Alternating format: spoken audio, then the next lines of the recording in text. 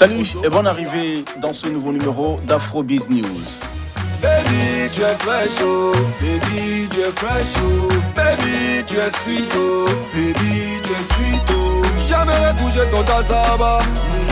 Ton cassava. Jamais touché ton... Notre invité est l'incarnation du talent et surtout du succès dans l'univers de la musique. Faiseur de tubes sur les 5 dernières années, Zaga Bambo, l'artiste togolais le plus représentatif au sein de la diaspora africaine et mondiale, est à la maison. Bonne arrivée, Zaga. Merci, chef. Ça va? Ouais, ça va. La première fois dans cette émission, en tout cas, grand plaisir de t'avoir avec nous sur ce plateau. C'est d'ailleurs un honneur, si je dois le dire ainsi. Moi aussi, c'est un plaisir. C'est un plaisir qui est partagé. D'accord. Zaga, tu n'es plus à présenter. On te connaît depuis 2009. Premier titre à succès, Moussé Navivi. On se rappelle encore. Depuis, tu ne fais que cartonner. Tu es au summum de ton art, s'il faut le dire. Ouais. Alors, ce concert de Démon Lassie à Zaga Bambo, qu'est-ce qui a réellement changé? Bah, pour moi, ça n'a rien changé parce que les deux noms, c'est mes noms. Donc, Demolassi, Zaga Bambo, Empereur Machaouchi, Mouni Blago, tout ça, c'est mes noms. Donc, ça n'a pas changé la personnalité. La personnalité n'a pas changé, mais le nom change. On te toujours connaît beaucoup plus aujourd'hui comme Zaga Bambo, qui veut dire le feu, mettre le feu, voilà. si je ne me trompe pas. Le feu. Voilà. Alors, pourquoi justement avoir décidé de changer de nom? Démon Lassie, ça faisait trop macabre? Non, depuis très longtemps, j'ai Zaga Bambo. Depuis très longtemps. J'avais Démon Lassie, j'avais Machaouchi, j'avais Mouni Blago, j'avais Machacha, j'avais tellement de noms que voilà. Mais Zaga Bambo, c'était...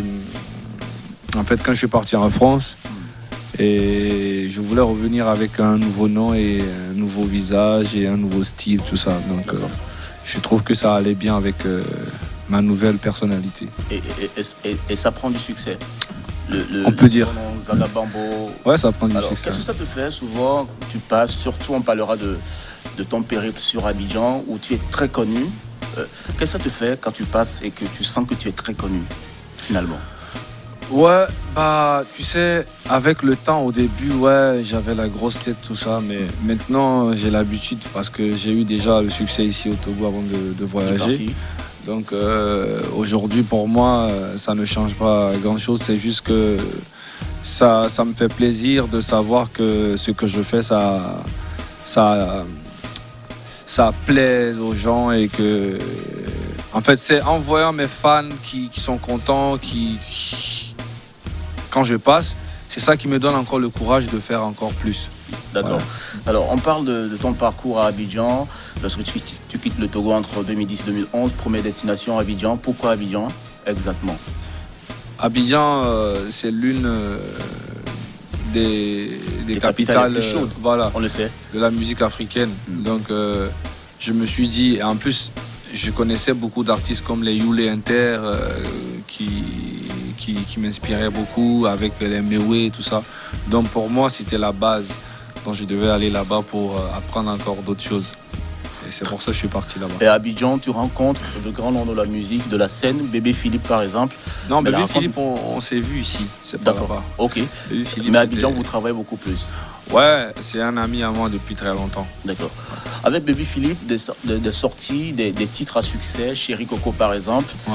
Alors, la magie, elle s'opère comment? Comment est-ce que tu arrives à intégrer l'univers de Bébé Philippe? On sait que Bébé Philippe, c'est d'abord un label, ensuite des artistes aussi, qu'il côtoie. Sauf que moi, je suis pas dans son label, moi, je suis son ami. Comme ça. Après, il a voulu créer un petit truc qu'on appelle BBP Team. Yes. Voilà, il voulait réunir un peu tous ses amis pour créer un truc. Donc, si vous avez remarqué, on n'a fait qu'une seule chanson. Une seule chanson. Ouais. Et il y a une chanson aussi à l'influence afro-PC que vous avez fait aussi. Non, mais ça, c'est un feat avec lui, tu vois. Mais après, l'équipe, ce qu'on avait créé, BB Team, comment on appelle, One Shot. Avec Phenom, voilà, avec Frankie DiCaprio, tout ça.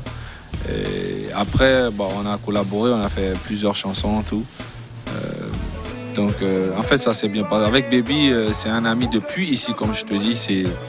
Comme je te disais tout à l'heure, c'était depuis Lomé qu'on se connaissait. Je ne suis pas P-Square, pour que tu chopes my money.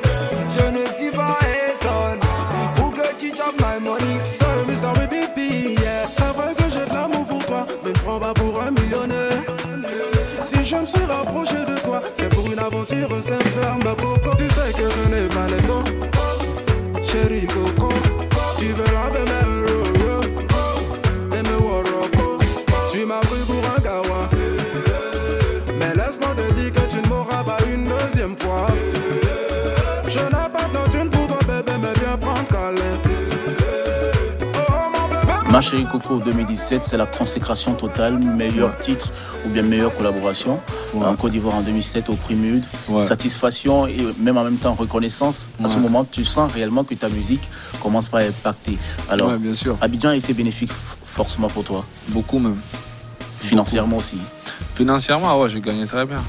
La comparaison Abidjan-Lomé, qu'est-ce qui manque? On ne peut pas comparer parce que déjà, à Abidjan, Yopougon, déjà, il y a plus de 1000 maquis.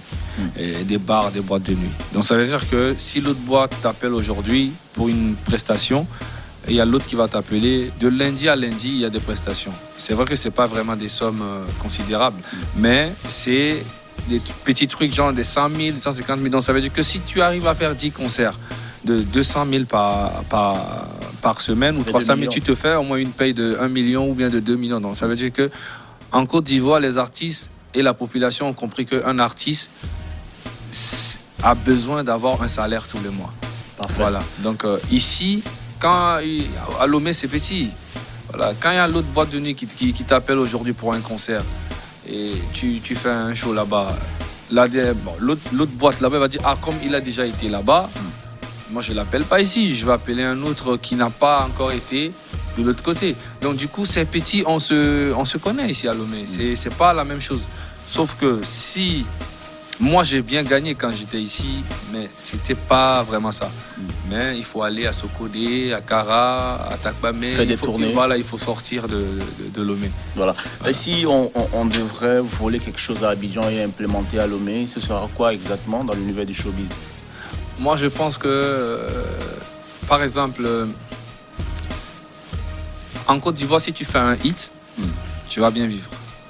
Tu vas gagner quand même, tu vois. Après, si toi-même tu es un faroteur ou un boucantier, voilà, ça c'est ton problème. Mais ce que je pense, par exemple, Bébé Philippe comme ça, quand il va au truc la Burida, il touche à peu près les 9 millions, les 12 millions, tu vois. Et en même temps, ici, nous, on touche dans les 20 000, 18 000. Tu vois la différence? Ce qui est assez lamentable. Voilà. On parle de ta présence à Lomé, ça fait pratiquement tu rentres tout le temps.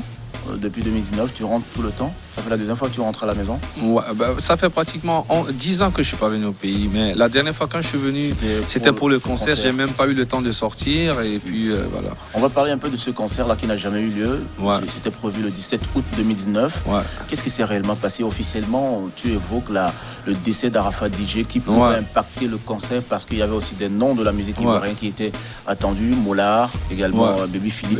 Avec Kérosène, Venom, tout ça, tout le monde allait être là. Mais officieusement, on parle aussi de ta polémique avec l'univers, ou plutôt le régime en place. On ne va pas essayer de polémiquer. Non, mais ça, c'est ça que... Voilà, tout le monde a le droit de dire ce qu'il pense. Et moi, je sais que j'ai pris le palais à partir de février. J'ai réservé le palais et je pense qu'on a payé, si je ne me trompe pas. Et à la veille du concert... on a reçu un message où on nous dit que le palais était en rénovation. Voilà, qu'il y avait des travaux, tout ça, tout. Et le lendemain, en même temps, il y a Arafat qui meurt. Donc ça veut dire qu'il y a 2 trucs en même temps qui m'ont frappé. Un choc. Donc voilà. Un choc. J'ai eu 2 chocs, tu vois. 2 chocs. Voilà. Déstabilisé. Complètement. Mais là, je suis en train de remonter un petit peu. Je pense que ça va aller. D'accord. Oui, on sait que les relations entre toi et puis le régime en place est assez tendues. Mais entre-temps, tu demandes pardon. Ce qui veut dire aujourd'hui, Zaga est dans une phase de grâce. Ouais. On reconnaît des erreurs commises. Je peux pas dire que je demande pardon parce que en fait c'est un truc qui s'est passé. J'ai eu à faire beaucoup d'erreurs, voilà, et je reconnais parce que j'étais dans des situations vraiment dépressive un peu à l'époque quand je suis parti en France, tout ça, et je quitte vraiment le luxe ici en tant qu'un roi. J'arrive là-bas, je commence à être comme un ouvrier, à faire du n'importe quoi. Donc du coup, ça m'est monté un peu à la tête. Donc j'en voulais vraiment à mon pays parce que je me dis, si mon pays avait vraiment la possibilité de nous encadrer, tout ça, et puis voilà, j'allais pas être ici aujourd'hui en train de travailler. Donc c'est tous ces haines-là qui a créé tout.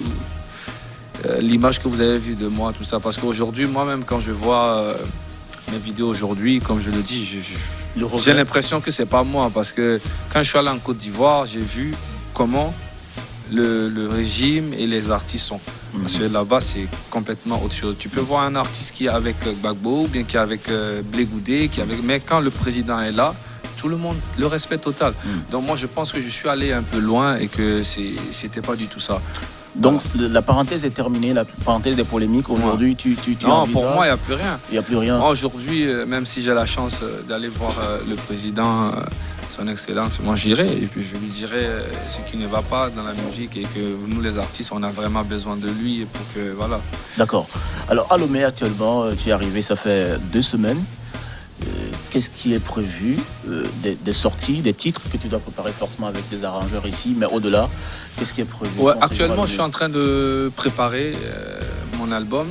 Voilà, et ça fait un bon moment que ça devait sortir et j'avais vraiment un côté financier, j'avais vraiment des problèmes, j'arrivais pas à remonter le truc. Et voilà, là peut-être que, Inch'Allah, je vais signer avec une maison de prod, une nouvelle maison de prod à Lomé, peut-être, voilà. Donc, mais on est avec sur Façonné, c'est terminé? Non, Façonné Musique, c'est moi. Okay. Façonné Musique, on est 2. Donc Massina, ça veut dire que Massina et moi. Et ça va être un truc, ça va être un transfert en fait. Tu vois. D'accord. Et Façonné Musique sera toujours en collaboration pour que ça puisse aller mieux, quoi. Voilà. Alors, on va parler de tes sorties.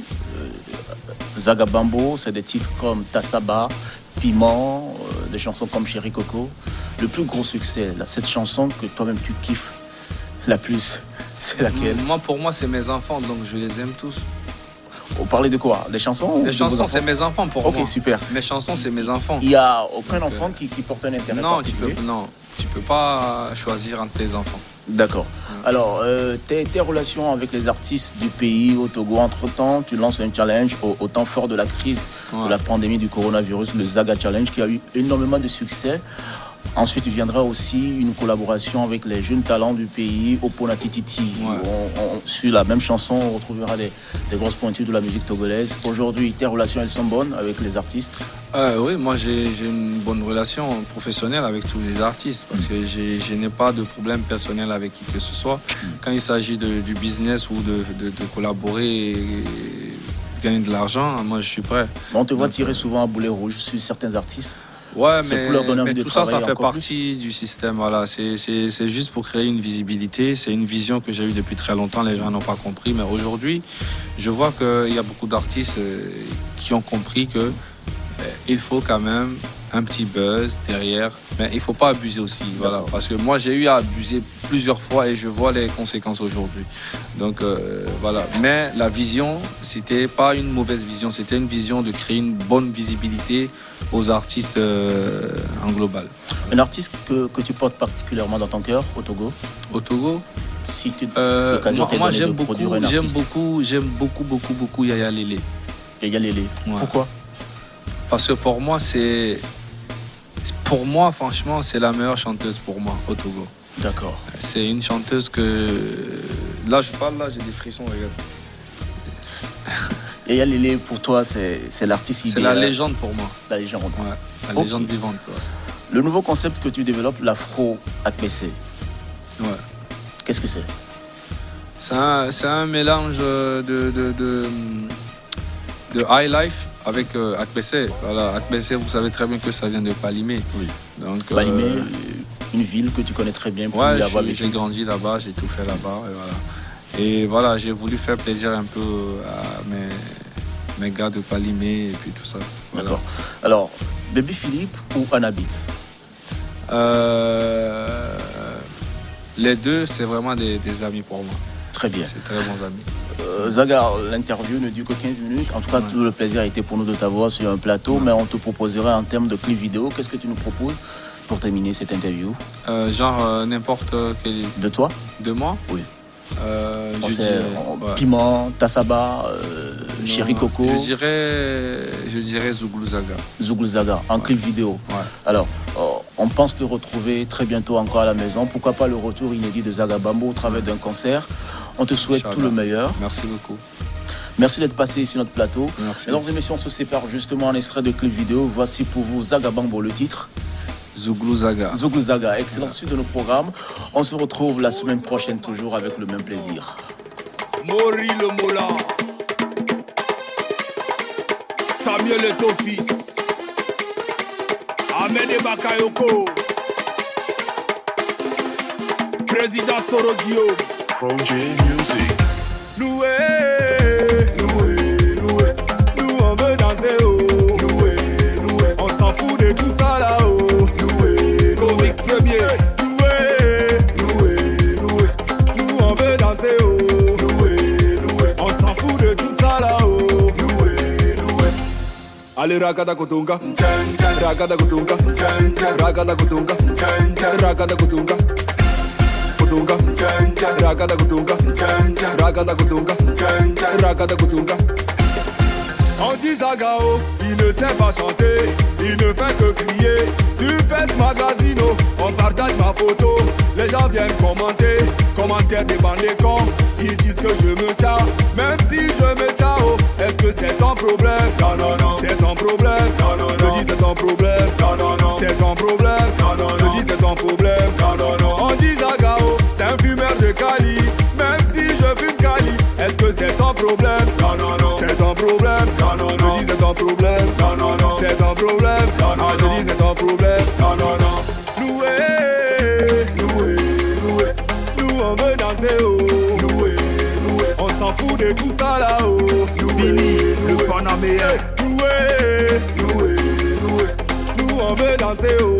Loué, on s'en fout de tout ça là-haut. Loué, Shekiba, arrête de me prendre la tête. Je n'ai pas le temps pour ça. S'il te plaît laisse-moi passer. J'ai ma famille à nourrir. Tu passes ton temps à me critiquer, mais pourtant toi-même tu n'as rien. Je suis parti de rien, aujourd'hui Dieu m'a béni. J'ai pas le temps pour ça. Oh, j'ai pas le temps pour ça. J'ai pas le temps pour ça. Oh, j'ai pas le temps pour ça. Jean-Yves Porquet. Nous on veut danser oh. Loué, on s'en fout de tout ça là-haut. Loué, hey, loué, nous on veut danser oh. Loué, on s'en fout de tout ça là-haut. Loué, Bobo Avatar, joue la guitare.